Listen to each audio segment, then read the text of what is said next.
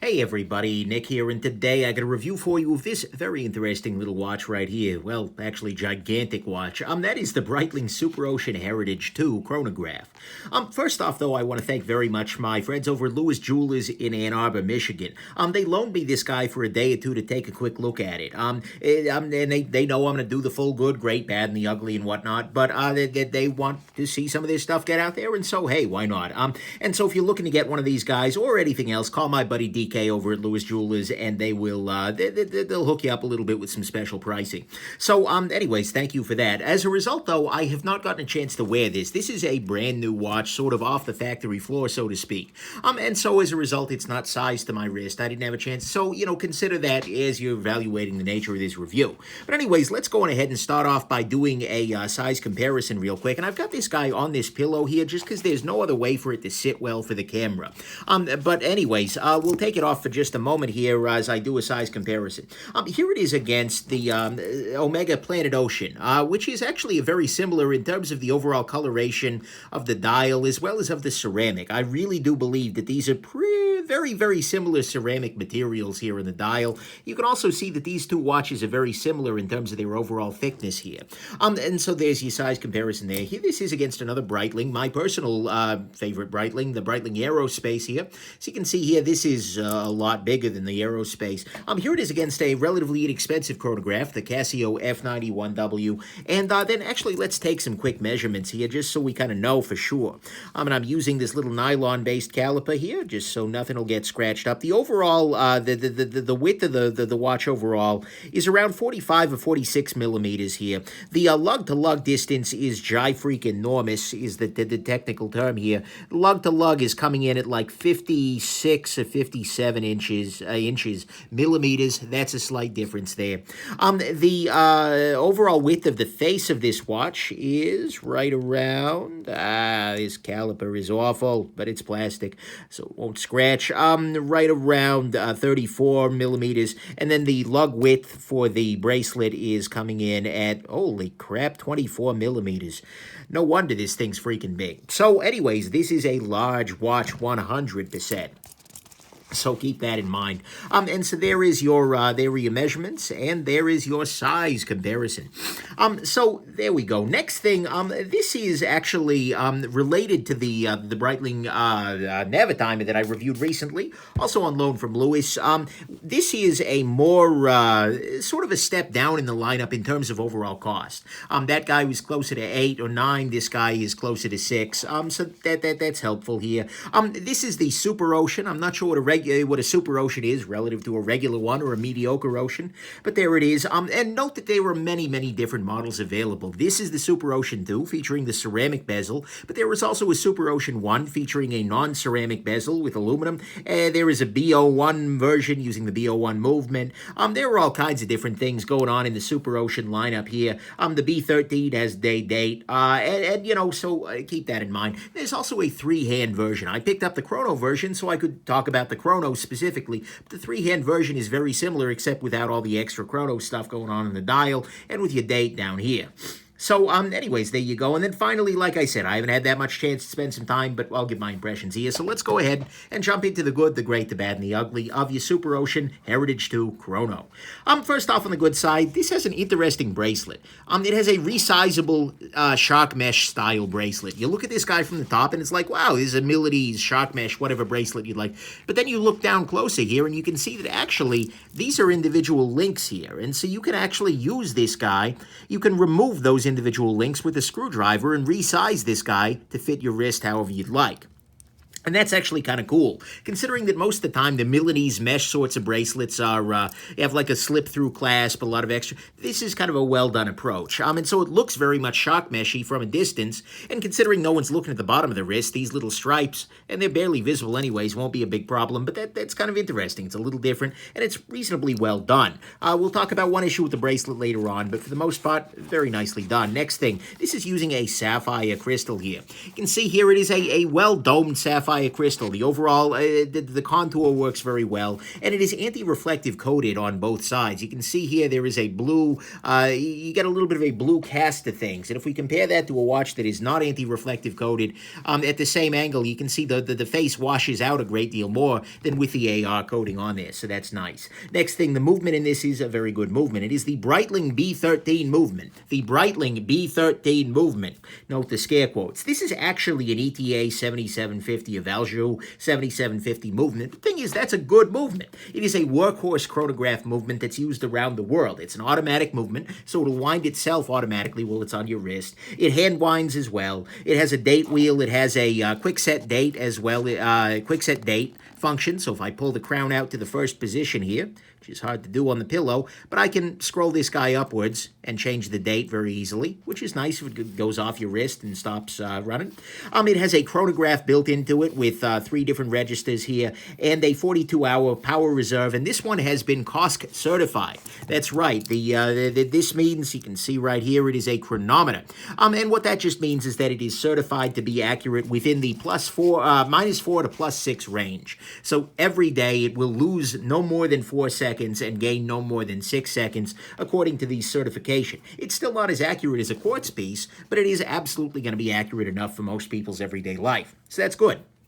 Next thing, this is a very legible watch. You can see here that depending on the light conditions, you're either going to see these nice big lume plots on the hour and minute hand, or you'll see the reflection of those of the hands on this guy, and that's really nice. That makes this very easy to read, even though it is a chronograph. Very often, chrono watches tend to have a whole bunch of extra stuff going on, but this one is very, very readable, which I like. It has a very nice diver's bezel on it here. You can see here, this is a unidirectional bezel. It only turns in one direction, but once you start turning it, it turns very, very nicely. And in fact, it looks really nice. And frankly, the feel of it is pretty great. I actually like the feel of this better than I like the feel of the Omega Planet Ocean diver's bezel. This has a lot more back and forth play to it than the Breitling does. So Breitling is really good at bezels overall. And so that's always a nice thing.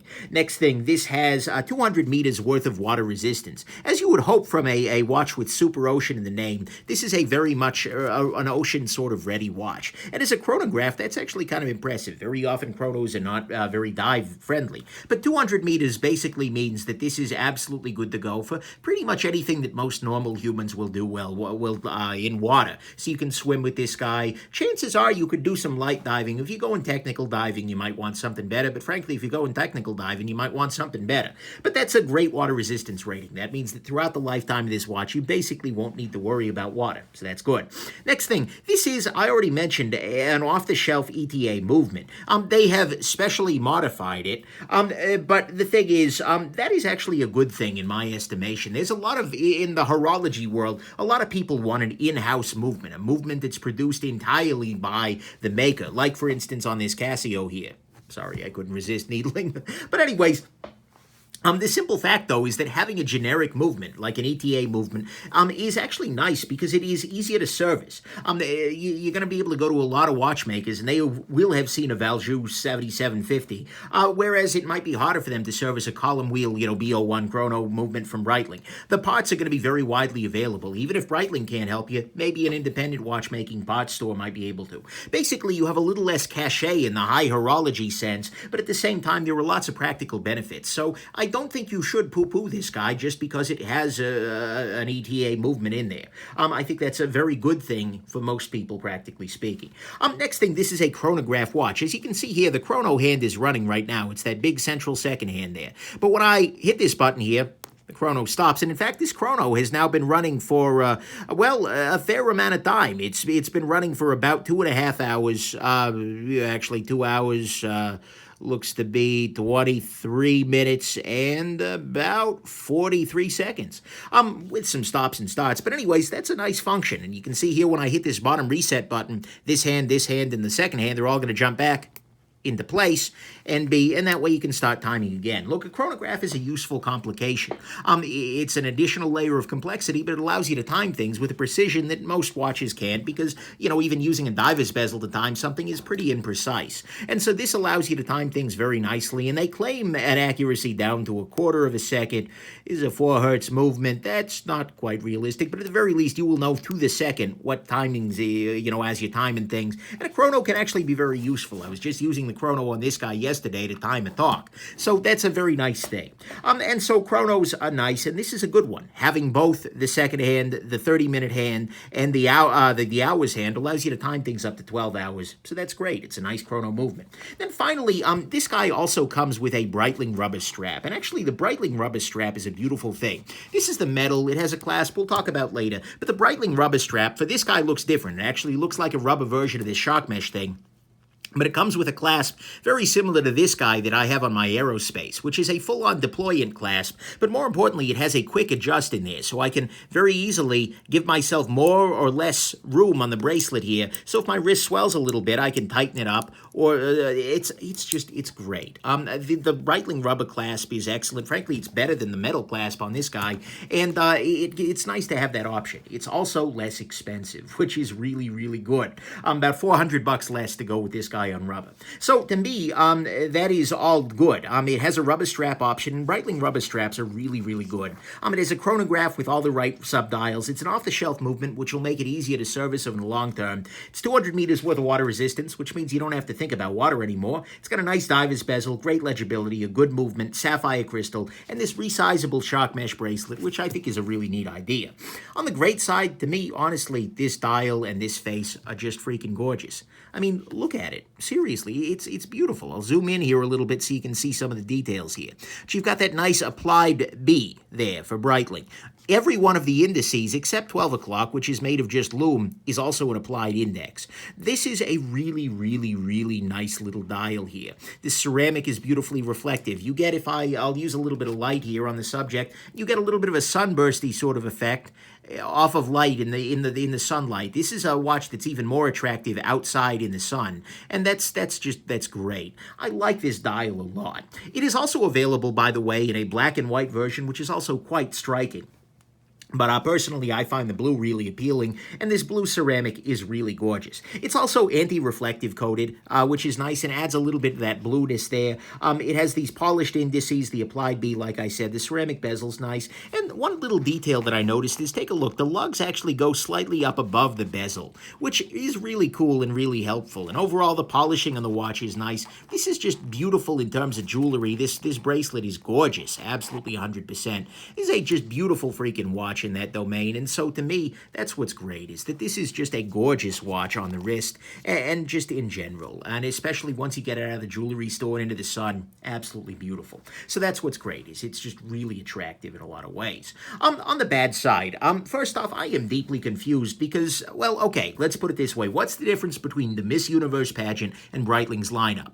That's right, Breitling's lineup has way more models in it. I mean, seriously, this guy, there are so many different Breitling SuperOceans. There's the Heritage, there's the Heritage 1, the Heritage 2, the Heritage BO1. There's all of the different variations with the straps. It is really confusing. Like, legit, it is not straightforward to figure out exactly which ones are available, which one you want.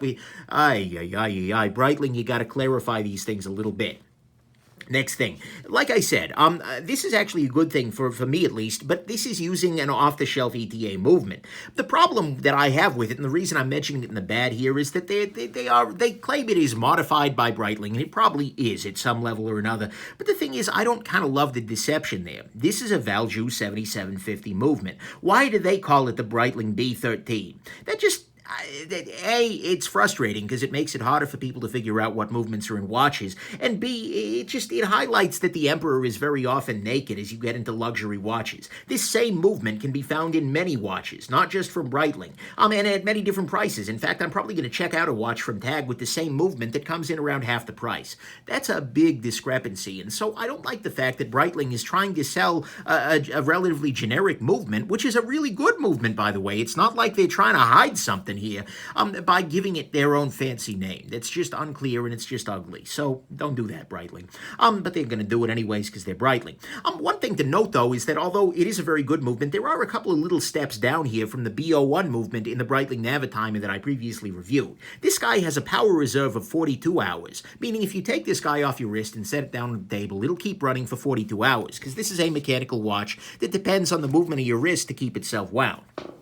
Whereas the B01 movement has a 70-hour power reserve, which is actually a big difference. 70 hours will get you through a weekend, roughly, whereas this guy might not. Actually, it will not. It is using a lever-based chronograph rather than a column wheel chronograph, so the button push is honestly a little less pleasurable. Now, mind you, that is the most pretentious sentence in the English language. The button push is less pleasurable, but it is simply a fact. And so I do prefer the feeling of the movement in the Navitimer rather than this guy.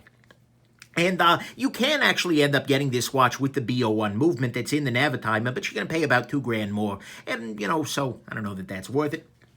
There are a couple of disadvantages of this chrono relative to the Navitimer we're looking at there. Speaking of chronos, you should think very carefully about buying a chronograph watch. Like I said, I picked up the chrono version here so I could check out this movement and whatnot. But you can also get this same watch with a 3-hand movement where it just shows you the hours, the minutes, the seconds, and the date. And the thing is, this guy, being a chrono, is a little bit bigger. It's certainly way thicker. This is a very thick watch. Did I measure the thickness? I don't think I did. Here, let me measure the thickness right quick. Yeah, the thickness on this guy is 16 millimeters, which is completely nuts. But anyways, this is a big, thick watch. It's also more expensive. It's also a little less legible. Anytime you've got more stuff on the dial, legibility can suffer in some lighting conditions. This one's not bad in that way, but still. So you're going to pay a lot more money. There's going to be more complexity. It'll cost a little bit more to service. You need to think very carefully about whether you actually need a chronograph or whether you're going to be happier wearing a 3-hand watch that you paid a lot less for and then just busting out your phone every so often if you really need to time something. Not a big deal, but it is definitely a deal. Next thing, the lume on this guy is honestly so-so. And maybe I'm not being completely fair here. I'm charging the lume off the camera here with a flashlight, but the thing is, you can certainly see that they have put lume on this guy, and they've put lume on the hour hand, the minute hand, and then each of the pips is lumed along with the diver's bezel there. The thing is, I ran some tests of this guy next to some other watches in my collection last night, including the Omega Planet Ocean, and the lume on this guy faded a little bit more quickly than the Planet Ocean. Is it going to be legible all night long? Yeah, absolutely. But there's just not that much more, particularly on the hour markers, there's not all that much there. And so late at night, I'm not sure this is going to be the most legible thing ever. And given that this is trying to be a dive watch, I have this weird pretense that dive watches should have incredible lume. And this is good lume. It's so-so lume, but it's not incredible. I'd like to be blown away by that, and I really wasn't here. Next thing, this is not an anti-magnetic watch. What I mean by that is that this watch is going to be susceptible to magnetism from things like speakers or iPad cases, those kinds of things that could magnetize this watch and make this watch run suspiciously fast. Given it's easily fixable by any jeweler, but it's still not a great thing. And for $6,200, you have the margin to use a better hairspring and prevent that. And it's one of the advantages that you get when you go to a movement from a company like Omega or Rolex that has really moved into the whole hog into the anti-magnetic world. So there you go. Next thing, the lugs on this guy are actually very, very sharp. Most of the time, the bracelet is going to be out here, kind of disguising that, but these corners here are really aggressive. Like, they are seriously unpleasant. And that can actually be not a great thing, particularly if you have smaller wrists, so there is a little bit of this hanging off. This is something you could very easily snag on something or cut something if you're not careful there. If you've got big wrists, it's never going to be a concern, but I still wonder why this wasn't rounded off just a little bit. That seems a little weird to me, not something I'm in love with. Next thing, this is a huge, thick, and heavy watch. I show this guy to the fiancée. I show her every watch comes across my table and just get her opinion on it. She says, holy crap, who is this thing for? Is this for Hagrid from Harry Potter? Really big old guy there. I mean, this is a big watch. Absolutely 100%. It looks completely ridiculous here. I'll pop this guy open, put this guy on my relatively small 6.5-inch wrist. It looks absolutely kind of absurd on my wrist. It's ginormous. And so as a result, it's also very huge, it's very thick, and it's very heavy. I'll see if I can put this guy on my little scale here so we can get a sense of what this weighs fully There we go. This comes in at 7.45 ounces with all of the bracelet links in there. It'll probably be a little lighter for you, assuming you don't need every link, but still, this is very, very, very large. And it's to the point now where it's kind of dinner platey. It's a little ridiculous in the larger dude. So I'm not a big fan of that, and that, to me, makes this watch a little less attractive than it otherwise could be. And then finally, on the bad side, this is a lot of money. This is $6,240 as it stands right now. Mind you, that is the retail price. You should not pay retail. You should go find a Breitling AD and talk to them and develop a relationship, and they will help you out. Heck, talk to DK over at Lewis Jewelers in Ann Arbor. Tell him that Nick sent you. He'll offer you some special pricing, make that a little bit easier. But still, $6,200 is a bunch of freaking money. Anytime you're spending a luxury watch, you got to ask yourself, okay, am I going to be happy with $6,200 on my wrist or in my savings account? But nonetheless, and the other thing to remember is that this guy is not a great investment, because if you buy this guy at retail for like $6,200, looking at forums and whatnot, I'm seeing these guys selling used for closer to $3,000. So don't buy this thinking, if I don't like it, I'll just sell it, because otherwise you're going to take a bath. That said, I can see a lot of people feeling like this is worth $6,200 to them, so by all means do it, but that remains a bunch of freaking money. So that is, to me, the bad here, is that it is $6,200. It is huge, thick, and heavy to a really serious degree. I mean, wow. It is got sharp corners on the lugs. It's not anti-magnetic. The bed hands, I'm sorry, I didn't, that was completely not in there at all. There was so loom. If you think very carefully about buying a chrono, you're going to be happier, because you don't necessarily need that extra complication, and a three-hander is going to be a little more legible. It's a step down from the Navaheimer B01 movement. They really shouldn't be playing these games with renaming ETA movements, and frankly, I'm deeply confused by the number of models that are available in Breitling's lineup right now. Guys, seriously, calm it down a little bit. On the ugly front, there is unfortunately only one ugly issue here, and that is the clasp of this bracelet.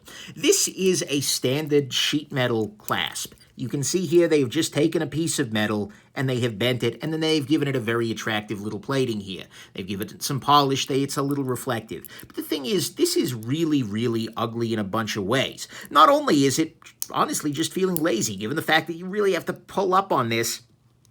Come on, you little bugger. There we go. You have to really pull up on it. It's not a great clasp. It has no toolless quick adjust. You can adjust it by moving this spring bar here, and here to give yourself a little bit more or less, but the thing is you need tools to do that. Whereas on a lot of bracelets, by, for instance, Omega here, you've got this little toolless quick adjust. You press this button in, and you can give yourself more or less room on the bracelet. And heck, even Breitling has that in their rubber bracelets, where you can very easily pop this guy forward or back to get a little bit of extra room in your brace, but they haven't done that here. Instead, they've just done a piece of bent metal. And that's really not interesting, because you are not allowed, Breitling, to cut corners on a $6,000 watch. If you want this much money, you need to be delivering the very, very best work that they can do. And clearly, they can do much better work. And in fact, they can do much better work in the rubber bracelet on this very piece. But the fact that this watch is selling for this much money with a clasp that is this kind of lazy just doesn't do it for me. I get market differentiation. Yeah, maybe they want to make their higher-end pieces have quick adjust, their lower-end pieces just have this thing, but market differentiation is best when you go up rather than down. Make your higher-end stuff that much more awesome, rather than making your higher-end stuff seem better by kneecapping your lower-end stuff. That's kind of the bullying approach. Like, I'm not secure in myself, so I'm going to beat you up until I feel better. Everyone sees right through it, and it's really, really ugly. At these kinds of prices, honestly, they should be embarrassed by putting just a bent metal clasp on this guy. I know, times have changed, and back in the day, that was all Rolex did. That's why all anyone did. But times have changed, Breitling. Keep up with them, and keep using these excellent clasps you're making elsewhere on this watch. Then finally, and I'm sorry, one thing to note, though, is that this ugly does not apply at all to the rubber version of the bracelet here. If you buy the rubber bracelet, which I really do recommend you do, I think the rubber bracelet version is a little bit more compelling than this guy, then you do get an excellent clasp on there, along with a very comfortable rubber bracelet. And you pay $400 less for it, so that's win-win to me. But anyways, that to me is the ugly, is that they've put a clasp on this $6,000 watch that is, well, just not very good. Final conclusion-wise, look, this is a beautiful watch. I mean, you're staring at it, you understand that. And especially in the sun, it's absolutely magnificent. Breitling does jewelry really well, and this is jewelry. The face on it is gorgeous. The ceramic is gorgeous. There were lots of really nice little details, and the rubber strap version is really, really excellent. But that said, it's not without faults. I mean, it's $6,200, which is a lot of freaking money. Breitling is playing games with movement names, which always bothers me a little bit. Chronos are not going to be the best choice for everybody. It's not anti-magnetic like Breitling's competitors, Omega and Rolex. It's huge, it's heavy, and it has this pathologically lazy clasp if you buy the bracelet version rather than the rubber version. They need to do better than that.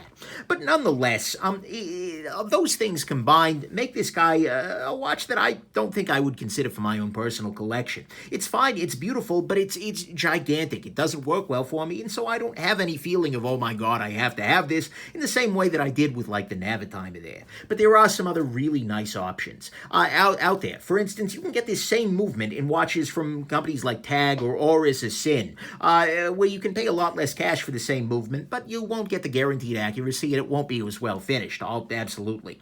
The Breitling Aerospace is a very, very different watch here. Absolutely 100%, but it is also a chronograph. Just saying. And it's going to be way more accurate, and it's way more wearable, and you can get it on the same rubber glass or rubber bracelet that's just really, really great, and it's about 2/3 of the price, which is always nice. You can also get the this same guy in the three-hander approach. You can pay $4,400, get a watch that's just as attractive. It's way less complicated. It's available in much more reasonable sizes, along with these big old sizes as well, and again, 2/3 of the price. And on rubber, you can avoid the biggest fault of this guy, that little clasp down there. The Omega Planet Ocean is actually around the same price point. And movement-wise, this is just much more compelling. It's anti-magnetic, it's independent hour hand, and it's really, really absurdly accurate. The spec that Omega uses is much better than the cost spec that Breitling's using here. And of course, if you want to go a step further, the Navitimer is an iconic and wonderful watch. Honestly, if you said to me, Nick, you have to buy a Breitling Chrono, I would do a Navitimer 100%. I would pass right over this guy, just because I find that to be a watch with a lot more interesting history and whatnot. But it's also $2K more, so keep that in mind. And of course, if you're willing to go quartz, you can pay a whole lot less for a whole lot more accuracy, and quartz is a better choice for a lot of people. But nonetheless, this is a really compelling piece. This, like any luxury watch, is kind of a matter of taste. If you love the watch, if you're looking at this and going, oh my god, Nick, I need one of these, then you know what? Buy one of these. It's a really nice piece, particularly on rubber. Yeah, there are pros and there are cons, and this isn't going to work for somebody with little tiny wrists, because Breitling hates little tiny wrists. But the thing is, there are no real, like, oh my god, deal breakers on the rubber bracelet model. And if this price is something that you're willing to pay, if you're looking at that and going, you know what, I like this watch, $6,000 worth, then by God, do it. Get a good deal. Talk to an AD. Heck, talk to my AD. You can do better than the retail, but it is absolutely a very, very nice watch, and I think it is something you're going to enjoy, and I think you're going to end up finding this little Ocean right here pretty damn super in the long term. Hope this has been interesting to you, and that you have yourselves just an absolutely wonderful rest of your day. Bye now. Hit the phone. Bye now.